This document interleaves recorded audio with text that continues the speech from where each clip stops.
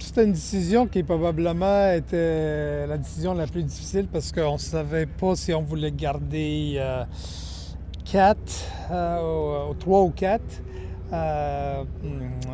carrières. Puis on s'est dit que on a une opportunité probablement dans les prochaines semaines. On a quelques joueurs qui sont disponibles sur notre liste de négociation qui jouent cette position-là, qui peut-être peut être disponible.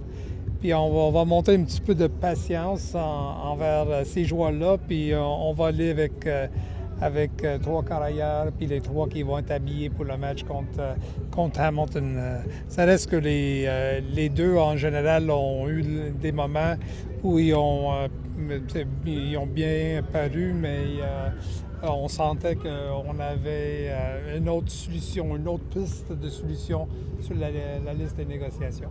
Puis jusqu'à quand est-ce que tu te donnes, pas de date limite, mais quand est-ce que tu aimerais avoir ce 4e quart ici?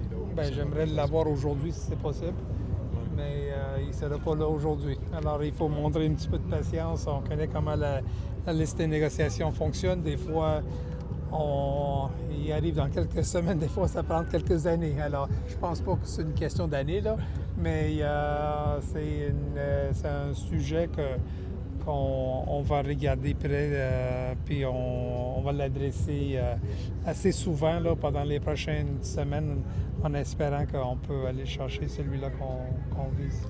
Arthur Hamlin, depuis le début du camp, s'entraînait avec les partants.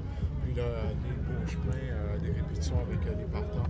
Aujourd'hui, qu'est-ce que tu peux nous dire sur Beauchemin et le camp qu'il a eu? Est-ce que vous faites confiance pour lui d'être le maraudeur partant de jeudi? Bien, moi, j'étais vraiment impressionné avec Beauchemin, Hamlin puis Sutherland. C'est pas moi qui va choisir les partants pour le match de jeudi. Je pense que ça, c'est une question pour Coach Maas.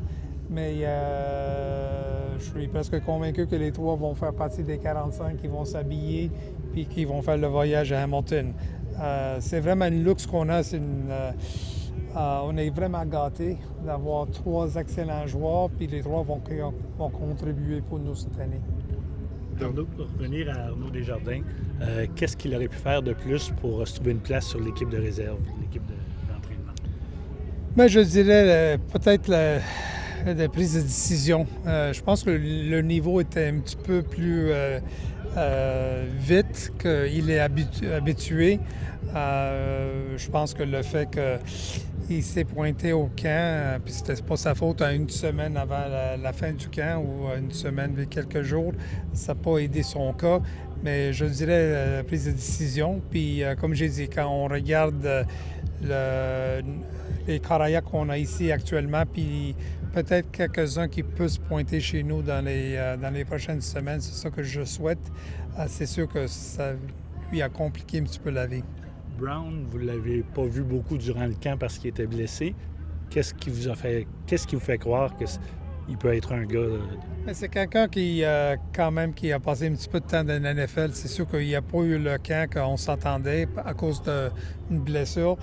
Je dirais que probablement il a pris une mauvaise décision dans la zone début, mais ça, c'était probablement un manque de répétition.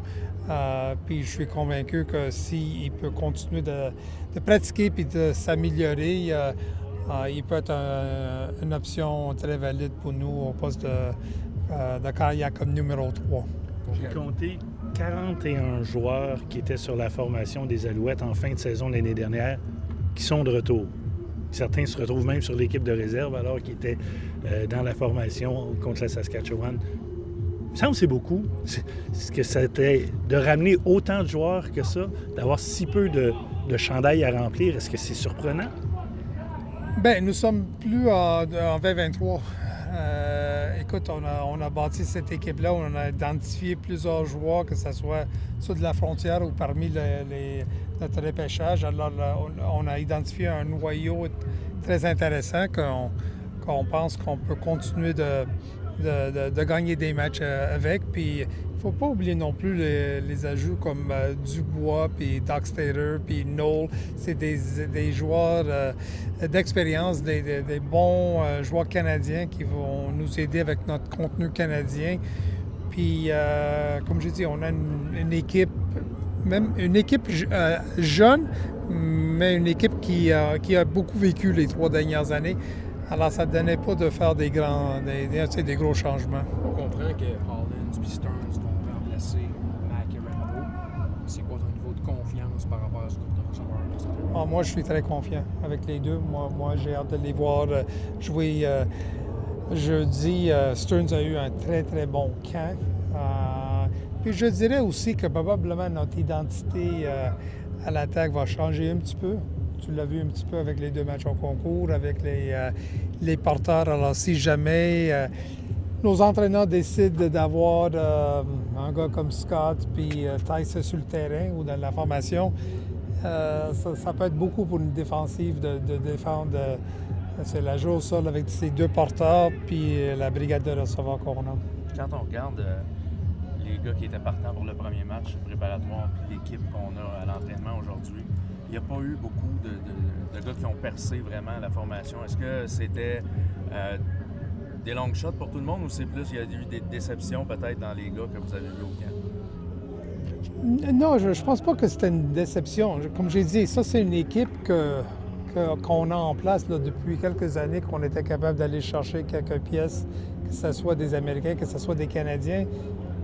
Puis de faire des changements pour faire des changements, ça ne donne absolument rien. L'autre chose, les 3 dernières années, que 2 présences de Coupe Grey, on a gagné le nombre de matchs qu'on a gagné. L'année passée, on gagne 10 matchs avec 4 ou 5 carrières, avec un carrière partant qui était partant pendant 7 matchs.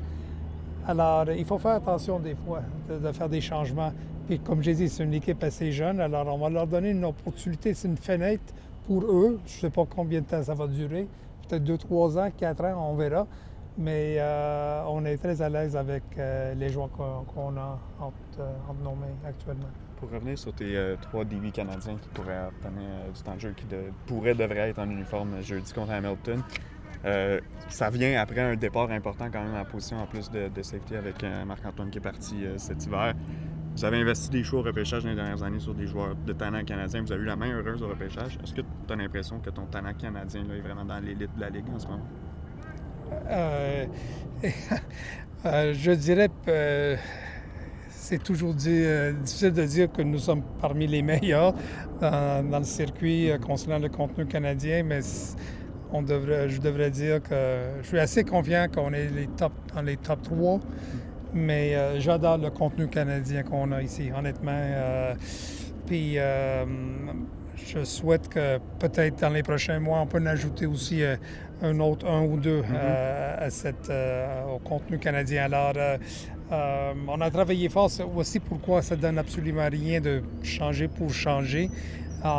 Mais je pense qu'on est bien situé concernant les partants qu'on a. Puis tu peux faire un argument que tu peux avoir 8-9 partants canadiens si on veut aller dans cette direction-là. Alors, ça nous donne aussi une certaine flexibilité avec nos Américains.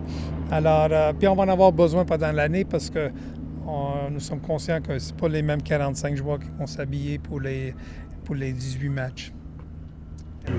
Yeah, I mean, evaluating the film and looking at how he ran the offense efficiently and you take away the one throw by the goal line. I mean, I thought he was really good. So, taking consideration that's, what he did early in camp and then was, didn't practice for about 8 days and then that's your last chance. And go out there going against their defense and performing the way he did, I thought it was very admirable. And there's a reason he's here. At the same time, last year, you felt comfortable with the QB room you had. How do you feel about this? Yeah, I feel really comfortable. I mean, obviously we have Dustin here for a reason. Obviously, I'm not even going to speak on Davis, how comfortable we are with him. But, yeah, what Anthony showed, I mean, there's a reason he was brought up here in the first place. There's a reason we liked him through the first 3 or 4 days. And then obviously had a little minor setback. And then to play and perform the way he did speaks what we want out of that guy. And, he did a great job, and now it's just about building on that. What was missing from James and Arnold to win a spot on the practice roster in your mind? Well, I mean, James, he's had a number of opportunities with us. Yeah. When I just compare, Anthony's first go at it compared to his, I mean, there's a body of work there in camp that we liked, and I have the utmost respect for James. I mean, James is as good a preparer as there is. I mean, if that guy wanted to coach one day, he'd be a great coach. And I know whatever he wants to do in life, he's going to be great at it because of the way he prepares for it. But when it just simply came down to just watching it get executed, you feel more comfortable. Arnaud still had some. If we could groom a guy, it would be a guy like him. I think he was put behind the 8 ball, being late to camp. There's little nuances that he would have needed to pick up, and simply the way Brown performed, we feel very comfortable. If Brown has to play early right now, he's ready to do that. We didn't quite feel like Arnold was there, and we don't have room right now to bring anybody else in. There's a reason we only have 3 quarterbacks. So, that's just as simple as that. But, obviously those are just decisions we make, and, we live with those. What do you expect from your running back duos this season? What I expect from the running back duo? I expect the run game to do what we expect to do, which is open holes up front for those guys to run through them. I think both backs are very physical. They're both a little bit different how they play, but ultimately they're going to get yards that are there created by our O-line, and then they're going to create some on their own, which they've both shown to do. But our backs got to protect first and foremost, and I know they're very good at both of that. And then out of the backfield, we utilize them both. So, obviously just do their job. I mean, that's an easy answer, but, we have high expectations for that backfield duo. Nate Beauchemin played a lot on Friday night against Ottawa. Today he was running with the ones. It looks like he's lining up to be starting on Thursday. What can you tell us about the camp that he had? Yeah, I'm not going to say who's lining up to start, but I will say he had a very, very good camp, and we're very comfortable whichever way that free safety position goes. But he's definitely proven it. I mean, he was a quick study last year coming out of camp. We trusted him to run 3 positions last year. So, and then he was unfortunate breaking his arm and being able to come back from that. So we know what we're getting out of Nate. I mean, he'll be ready and prepared and able to play. And if that opportunity does present itself, he'll be ready for it. The 3 guys at that position look good. In what Nate is different from the 2 others? Well, I mean, whether he's different than the other 2 others, I mean, they're all a bit different. I mean, Nate is. I mean, how do you? I can't even know if I can explain it very well. He can tackle like hell. I mean, he knows how to line up people. He's a good leader back there. He made plays too. I mean, he came down on a couple balls, and he's aggressive mindset. Well, is what I will say. So. But I like all 3 of the guys. So at the end of the day, it's really about doing the job the defense asks it to do. But that guy has to be a great communicator, a great tackler, and willing to throw his body around, which I know all 3 of them are.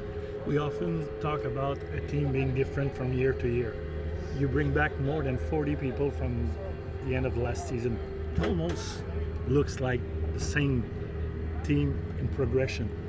Well, I mean, there's a reason for that. I mean, I liked our team last year. We're not all that old either. I mean, our team is relatively young. So, guys go in with a mindset in camp where everyone's competing, and you pick the best guys from there to move on. And it just so happened that those guys are the best in camp. And, if you watch all of our vets all camp, I thought they all looked great. I mean, they're in shape. They're ready to go. They're ready to play. And I equate that to a little bit of hunger. I mean, you get all the way to a Grey Cup and lose, and doesn't sit all that well with you. And we talked about grinding for 9, and it's another step towards that. So guys showed up ready and looked like they had been grinding since November, and there's a reason they're all here. Are you a little worried about your offense, the fact that you had 1 touchdown in 2 games? No, I mean, there's a lot of moving parts in the preseason, particularly on our offense with what we did. The quarterbacks, we didn't have a whole bunch of healthy quarterbacks playing all preseason either, which plays a bit into that. But I thought what we did demonstrate was the ability to run the ball, which is what we want to be able to do. And I just think some continuity back there is what it takes. So I think we have that on our offensive side with the guys that are coming back. I think they all know what we're trying to do up front, and all around as an offense trying to execute. So no, I'm not at all worried about it. Are you telling us that a Calvillo Maas offense could be a running offense? Well, I mean, I think it's going to start there, yeah. I mean, at the end of the day, I mean, I think you saw a lot of that last year towards the end of the year. So, I think every team in this league, you say it as a defense, one of the things you want to do is probably limit explosions and stop the run and control the line of scrimmage and be physical. We want to do all those things too offensively, and it's going to start up front with our guys. So we just, at the end of the day, you want to keep teams off balance, but I think that starts with a great run game. If you're able to do that and execute that, that puts a lot of headache on the other side of the ball and opens up a lot of other things. It's for real now. How do you feel about the group you have with you and the offense you're going to be running this year? Yeah, for sure. We're super excited, for another opportunity, and how special it is that we get to kick off the year, kick off CFL, and we're going to go into a hostile environment. I'm sure they're wanting revenge and all that stuff, and it's going to be fun. It's going to be intense, and our group will be ready for it. Coach talked about the two running backs that are going to be playing with you guys, and that they might rely a bit more on the running game. So, do you like that approach, or how do you feel about it? Yeah, I mean, whatever's going to get best opportunity, to win football games, and those guys are some of the most dynamic backs in the league, and I'm sure they'll surprise a lot of people because I don't see them being talked about too much. But they're studs, and they can do everything for us. They can catch the ball, run the ball, pass protect. So if we have those two guys in there, is a lot of stuff we can do with them. A week ago, you told us that your knee was sore. How's it feeling now? A week later, especially with the rest that you've had. Yeah, I feel ready to go. It's nice. I think we got 3 or 4 days of rest. Moved around a little bit yesterday. Moved around a little bit the day before, and feeling ready to go. How does it feel to go back, on the crime scene, so to speak? Going back to Hamilton, where you guys won the Eastern Final, on that game-winning field goal. Yeah. So I just feel it would start, the season there, especially for the Ticats. They were a win away from going to the Grey Cup, and now they get to host you guys. Yeah, I mean, I know how we felt last year when Toronto came to us to open up the game, and that was after they kind of upset us in that East Final in 24. And we were feeling like, we wanted revenge. I'm sure they feel the exact same way, and that place is going to be electric. They got a great fan base and a great stadium, and we'll be ready to answer the door. You have one more piece on defense. Mr. McManus is there now. Is he a guy that you have to look for to know where he is at all times?